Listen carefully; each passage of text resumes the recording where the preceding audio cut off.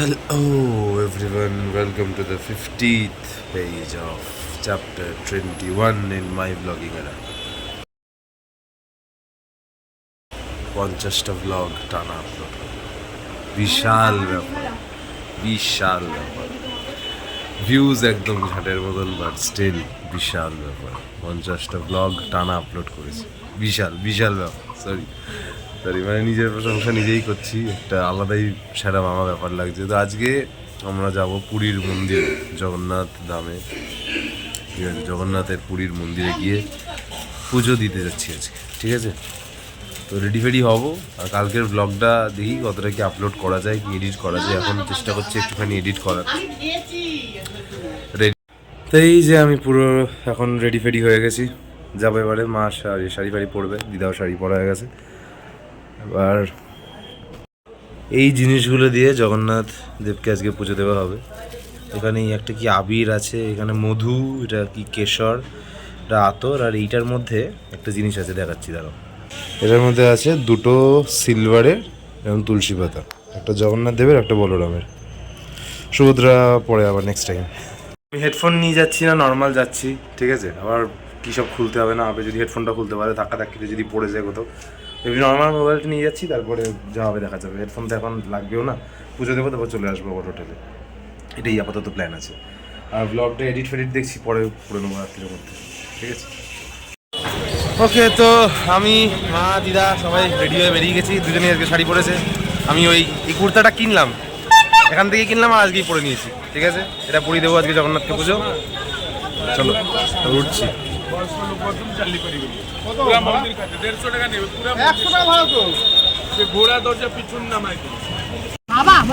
আচ্ছা মা বলো, বুঝো, আচ্ছা তাকাও একটু।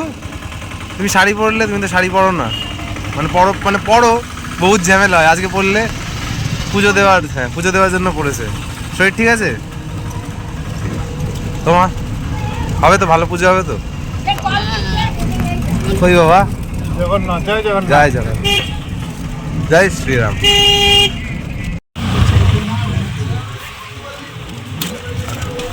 বাবা দাদা কোথা দিয়ে নিয়ে যাচ্ছে? বাহ, এই যে এখন আমরা মন্দিরে আসলাম। এবারে মোবাইল জমা করতে হবে, ব্যাগ জুতো সব জমা করতে হবে, তাই এখন আর কিছু কন্টিনিউ করতে পারবো না। আগে ভালো করে পুজোটা দিয়ে আসি, তারপরে যাওয়ার হবে। ওই আমরা সবাই পুজো টুজো দিয়ে বেরোলাম। হ্যাঁ, পুজো ভালো হয়েছে, ভালো হয়েছে পুজো। হ্যালো, হ্যাঁ হ্যাঁ হ্যাঁ, একটা বউকে ওই যে লাঠির কোনো পিঠে দিচ্ছে না, এত জোর মেরেছে না, বউটা মানে চোখ মুখ অন্ধকার হয়ে তোর মতো ছেলে ওমা কোনো সাড়া দিচ্ছে না, এত জোর পিঠে মেরেছে। সেখানটা আমি দাঁড়িয়েছিলাম, জল খাওয়াচ্ছে, জল দিতে পারছি না। আমি একটা ভাবলাম বলি যে জলটা খেয়েছি, কিন্তু কোথায় ফেলবে মন্দিরে, আর ছেলেটা কেঁদে ফেলেছে, মা সাড়া দিচ্ছে। তখন ও একটু যখন জ্ঞানটা ফিরেছে, তখন বলছে ওই লোকটা, যে আমার কাছে একটা লোক দাঁড়িয়েছিল না, ওই লোকটা এত জোরে মেরেছে দিয়েছে, তার স্বামী গিয়ে বলেছে। তার কিছুক্ষণ বাদেই আর লাঠি কাউকে মারছে না, আপনি চলুন দেখবেন, চলুন হাত ধরে। ওনাকে প্রথমেই বললাম পয়সার জন্য এত পুজোটাকেও ব্যবসা বানিয়ে রেখে দিয়েছে। হ্যাঁ, বেশি টাকা দেবে, সামনে যেতে পারবে, অল্প টাকা দেবে, দূরে দাঁড়িয়ে দেখবে। দেখ, এইসব কথা এখন আর তুলছি না, পুজো টুজো দিয়ে বেরিয়েছি, বেকার গালাগাল মেরে এখন লাভ নেই কোনো। দেখ, তো মন্দিরের আজকে অনেক এমন দুটো তিনটে গল্প জানতে পারলাম, যেগুলো আগে হয়তো শুনেছিলাম, ভুলে গেছিলাম, হয়তো যখন ছোটো ছিলাম তখন শুনেছিলাম, ওই জন্য হয়তো ভুলে গেছিলাম। আজকে কয়েকটা গল্প মাথায় এসেছে। এখনও কিছু খাবার দাবার খাইনি, খাবার দাবার আগে খাই, তারপরে সেই গল্পগুলো নয় হোটেলে গিয়ে বা বিচের একটা সাইডে বসে বলবো, ঠিক আছে। সেখানে মেমোরি হিসাবেও থাকবে, রেকর্ড হয়েও থাকবে, সব ওরকমভাবে একটা স্মৃতি হিসাবে রেখে দেবো। দেখি এখন খাবার দাবার খাইনি, আর খাবার দাবার খাই, এবার দেখছি। এটা হচ্ছে এদের এখানকার উড়িষ্যার স্টাইলের দই বড়া। এটা বড়া দিচ্ছে, ওপরে ঘুগনি দিচ্ছে, আর কি দেয় দেখি।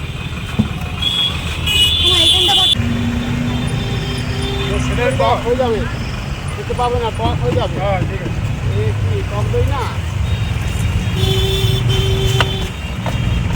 বেশি করে দাও।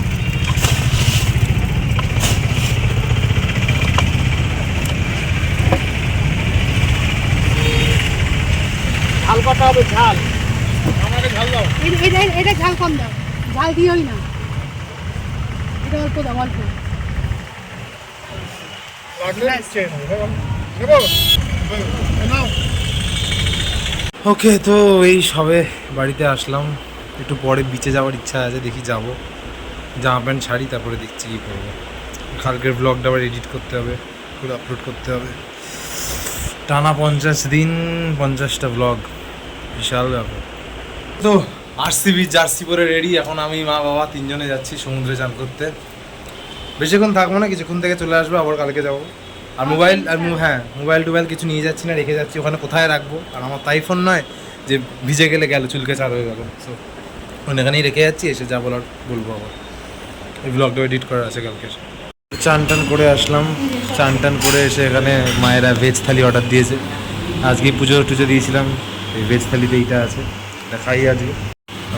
চান টান করে আবার চান করলাম, ঘরে এসে বালি ফালি সব পরিষ্কার করলাম। একটা স্প্যাম কল আসছে প্রচুর তোমার মোবাইলে আজকে। খাবার দাবার খাই আপাতত, হোটেলে যাই, একটু হয়তো ঘুমাবো, ঠিক আছে, টায়ার্ড লাগছে হালকা, ঘুমাবো। দেন সন্ধ্যাবেলা উঠে একটু মার্কেটটা আবার ঘুরবো। কালকে চান করবো, কালকেও মার্কেট ঘুরবো, কারণ সব কাজ বাজ যাবতীয় জিনিস হয়ে গেছে। মন্দিরে তো মনে হয় না আর যাওয়া হবে, দুবার তো গেছিলাম মন্দিরে। একবার মন্দির ভিতর থেকে ঘুরেছিলাম, মোবাইল টোবাইল নিয়ে ওটা ভিডিও করেছিলাম, ওটা মনে হয় ডে 2-তে হয়েছিল, ঠিক আছে। এটাই ব্যাপার, দেখা যাক কী হয় এবার। আচ্ছা, তো ওই হোটেলে খাবার দাবার খেয়ে আসার পরে শুয়ে পড়েছিলাম সবাই, সমুদ্রে চান করলাম, সকালে ভালো করে জগন্নাথের কাছে পুজো দিলাম, সব কিছু করার পরে এসে একটু দুপুরবেলা শুয়েছিলাম। এখন আবার বেরিয়ে বিচের দিকে যাবো। বলো বাবা, পুজো কেমন হলো আজকে? দারুণ পুজো হয়েছে। এবার পুজো দিতে যাওয়ার পরে অনেক কটা গল্প জানতে পারলাম, সেই গল্পগুলো হচ্ছে, কিছুটা আমি বাবার থেকে শুনলাম, কিছুটা পুরোহিতের থেকে জানলাম। ব্যাপারটা হচ্ছে যে 2015 পর থেকে মেন যে গর্ভগৃহটা আছে, যেখানে জগন্নাথ, সুভদ্রা, বলরাম সবাই তিনজনে আছে একসঙ্গে, সেখানে আগে পুরো ভিতর অবধি ঢুকে পেছন দিয়ে গোল করে ঘোরা যেত, তাই তো? হ্যাঁ, তারপর সেটা বন্ধ করে দিয়েছে। কেন বন্ধ করে দিয়েছে? কারণ অনেক লোক ওই ভিতরের যে এনভায়রনমেন্টটা আছে, যেই তেজটা থাকে ওখানকার ভিতরের পরিবেশটা, গর্ভগৃহের ভিতরে একদম এক্স্যাক্ট পরিবেশটা সবাই নিতে পারতো না, সবাই সহ্য করতে পারতো না, যেই কারণে কেউ হয়তো বমি করে ফেলতো বা সেন্সলেস হয়ে যেত, ঠিক আছে। বয়স্ক মানুষরা থাকলে তাদের এরকম টয়লেট পটি করে ফেলতে হতো, ঠিক আছে। এরকম নানা ধরনের শারীরিক সমস্যা হতো, যে কারণে জায়গাটা অশুদ্ধ হয়ে যেত ওখানকার পণ্ডিত আর পুরোহিতদের মতে। তো যে কারণে 3 ঘন্টা বন্ধ থাকতো, আবার পরিষ্কার করে আবার চালু করা হতো, দেন আবার এরকম সেম প্রবলেম হলে আবার সেটা 3 ঘন্টার জন্য বন্ধ করা হতো। এরকম অনেক ক্যাচরামি হতো, যে কারণে পার্মানেন্টলি 2015 থেকে গর্ভগৃহে ঢোকাটা একদম বন্ধই করে দিয়েছে। জাস্ট বাইরে থেকে, অনেকটা বাইরে থেকে দাঁড়িয়ে দেখতে হয়, ঠিক আছে। মানে মোটামুটি ভালোই, একটু বেশি 7 ফুটের হাইটের ছেলে মেয়েরা হলে আরও ক্লিয়ারলি দেখা যায়, নইলে একটু ম্যানেজ করে এদিক ওদিক কাঁতিয়ে কুতিয়ে দেখতে হয়। এটাই হচ্ছে মেন ব্যাপার। আরও আর একটা গল্প আছে যে জগন্নাথের ওই যে মূর্তিটা কী করে তৈরি হয়, সেই মূর্তিটা নয় বিচের ওখানে গিয়ে বলবো। একটা কেনাকিটি আছে, কেনাকিটিগুলো করবো, তারপর হাঁটতে হাঁটতে বা ওই সমুদ্রের ধারে বালির ওখানে বসে ওই ঠাকুর কী করে তৈরি হয় ওই ম্যাটারটাও আজকে জানতে পারলাম। এখন এখানে দাঁড়িয়ে আছি, একটু বসে আছি আর কি, একটু চা ফা খাবো। এই পুরীতে এসে কদিন টানা চা ফা খেতে হচ্ছে, টানা চা খাচ্ছি প্রতিদিন, সন্ধে সকাল চা খাচ্ছি, ঠিক আছে। আর চাগুলো ভালো করে এখানে, পুরী বলো বেনারস বলো, বাইরে একটু বেশি দুধ দিয়ে চা করে, বেশি দুধ দিয়ে চা করলে চাটা ভালো লাগে, দুধ চা। ওকে, মা এখন এখানে কি শাড়ি ফাড়ি দেখছে, শাড়ি না এগুলো অ্যাকচুয়ালি হচ্ছে চুড়িদারের পিস, চুড়িদার কুর্তির পিস দেখছে। মা এখানে পিস বাছাই করছে, এদিক দিয়ে বাবা জ্ঞান দিচ্ছে, দিদা বসে আছে, আর আমি এদিকে ব্লগ করছি। এই দোকানটা কোনটা জানো, একবার দোকানটা দেখাই। এই দোকানটার নাম হচ্ছে উড়িষ্যা আর্ট মিউজিয়াম, ঠিক আছে। উড়িষ্যা আর্ট মিউজিয়ামের ভিতরে করছে। এখানে একটু চুড়িদারের পিসগুলো একটু হালকা কম প্রাইসের আছে, 180, 150 এরকম করে। অন্যগুলোও মা ঘুরেছে, সেগুলো 200, 250 এরকম করে সব মিটার বলছিল। তো আমি তো অত ডিটেলস বুঝি না শাড়ি চুড়িদারের, দেখি ভিতরে যাই কি হচ্ছে, দেখি একটু সার্কাসগুলো। মা এখানে আবার এই দোকানে কি সব কেনাকাটিগুলো করছে, ঠিক আছে। ময়ূরের পালক ফালক, ঠাকুরের জামা পত্র, মানে কৃষ্ণের জামা, মালা ফালা, যা জিনিসপত্র দেখছে। একটা দোকানে মা ঢুকলো প্রায় 1 ঘন্টা আগে, ঠিক আছে, বেরোলো 1 ঘন্টা পরে। নিজের জন্য শাড়ি কিনলো, না নিজের জন্য না, আমার একটা কুর্তা কিনলো, আর আরো কত ধরনের কি সব জিনিসপত্র কিনলো। তারপরে একটা পাড়ার প্রতিবেশীর জন্য একটা শাড়ি কিনলো, চুজ করেই যাচ্ছে। দোকানদার হতাশ হয়ে গালে হাত দিয়ে বসে আছে যে মালটা কখন বেরোবে দোকান থেকে। ঠিক আছে, মানে কোনো মানে হয় এসব এই ক্যাজরামিগুলো। এবার দিদাকে এই দোকানটায় বসে এসছে, আর একটু হাঁটতে প্রবলেম হচ্ছে বলে এখান থেকে আরেকটা কি কি ওই যে পতাকা টাইপের যে জিনিসগুলো হয় সেটা কিনতে এসছে। এটা কিনে আবার যাবো হোটেলের দিকে ফিরবো বা বিচের দিকে যাবো, দেখি কি হয়। তো ওইখানে ওই মার্কেট প্লেসে অনেকক্ষণ কেনাকাটি করার পরে এখন আমরা একটু বিচের সাইডে যাচ্ছি। আবার দাঁড়িয়ে পড়েছে, দোকান দেখলেই দাঁড়িয়ে পড়ে, কোনো বড় বিষয় নয় এটা মেয়েদের। ঠিক আছে, typical women behaviour, typical girls behaviour. এই বাদিক যাও ভাই, অটোওয়ালা ওড়াবে সোজা সি বিচের মাঝখানে। ঠিক আছে, এখন যতবারই ফুটেজ নিয়ে নিই এইসব জায়গাগুলো, কারণ 16 তারিখের পর মানে 16 তারিখ থেকে তো এইগুলো এই দৃশ্যগুলো আমরা দেখতে পাবো না। হ্যাঁ হ্যাঁ, তুমি দেখো পাও কি না। তো আজকে আমরা একটু তাড়াতাড়ি এখান থেকে রুটি আর যা তরকারি ফরকারি আছে রাত্রিরে খাবো সেটা নিয়ে নিল। ওই রুটি, তারপরে কি বলে রুটি নিল, আলুর দম নিল, একটু চানা মশলা নিল। কারণ আজকে এখানে কি গ্যাসের সমস্যা হচ্ছে, সার্ভার ডাউন আছে, তাই হোটেলে বা অন্য জায়গায় গ্যাস আসেনি। এবার সেই কারণে রাস্তায় যা খাবার দাবারগুলো পাওয়া যাচ্ছে টুকটাক সেগুলো কিনে নেওয়া হচ্ছে, নাহলে আবার রাত্রিরে খাবার জুটবে না, আর এক সমস্যা। 16 তারিখের পর থেকে এই সিনারি আর দেখতে পারবো না, ওই জন্য এখন যতটা পারি এই ফুটেজগুলো ক্যাপচার করে নিই। আমা 16 তারিখের পর থেকে মনটা কেমন হবে, মানে 16 তারিখ থেকে মনটা কেমন হবে? মনটা কাঁদো কাঁদো হবে। তা আমি কি বলছি, দাদা আমাকে একটু ছেড়ে দাও। আচ্ছা ঠিক আছে, এখন মা ব্যস্ত আছে, বেশি খেপাবো না, নইলে আমার কপালেই দুঃখ থাকে। তো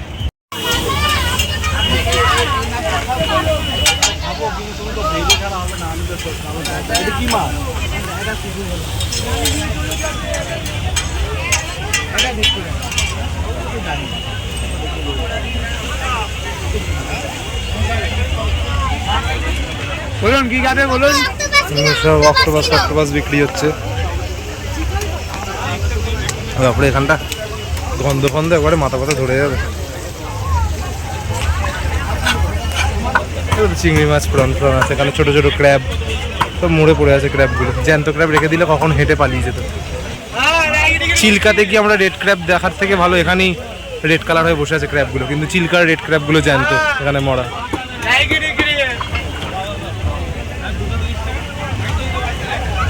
যেখানে হচ্ছে এটা স্টিংরে, অক্টোপাস আছে আরো। একটু আমাদের ডিম পাউরুটি খেতে ইচ্ছা করছিল, তো এখন একটু ডিম পাউরুটি খাচ্ছি। ডিম পাউরুটির দাম এখানে 80 টাকা, কলকাতায় বলো হাতি দোকানের দিকে বলো একটু 40 টাকা 40 টাকা পাওয়া যায়। যাক গেরার তো টুরিস্টদের জন্যই বেঁচে আছে, এই মালগুলো অ্যাকচুয়ালি টুরিস্টদের জন্যই বেঁচে আছে, নইলে কবেই তো সব চুলকে চাড় হয়ে যেত। ওকে, তো এই বিচ থেকে কিছুক্ষণ আগেই জাস্ট বাড়ি আসলাম, হাত মুখ ধুয়ে বসে আছি। পরে খাবার দাবার খাবো, বাইরে থেকে তো খাবার দাবার কিনলাম, বললাম তো চানা, আলুর দম আর রুটি। ঠিক আছে, কালকেও হোটেলে খাবার দাবার হবে না, বাইরে থেকেই খাবারের ব্যবস্থা করতে হবে, গ্যাসের ওই একটা প্রবলেম চলছে বললাম। এই চলছে টুকটাক ঝামেলা। দেখি খাবার দাবার খাবো, তারপরে এই ব্লগটা আজকে রাত্রিরে এডিট করবো। আর কালকের ব্লগটা আমি আপলোডে বসিয়েছি, এখনও আপলোড হয়নি, দেখি কতক্ষণে আপলোড হয়। নেটটা বহুত ডিস্টার্ব করছে এখানে, এই আর একটা